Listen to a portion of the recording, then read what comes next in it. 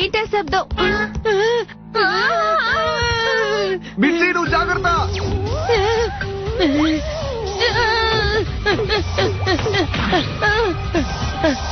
1 2 3 నన్ను ఎలా చేశారో చూడు.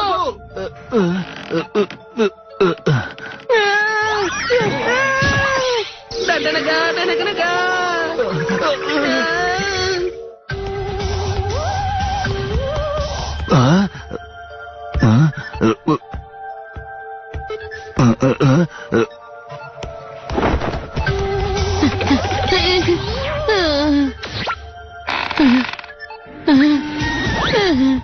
అది ఎక్కడికి వెళ్ళింది?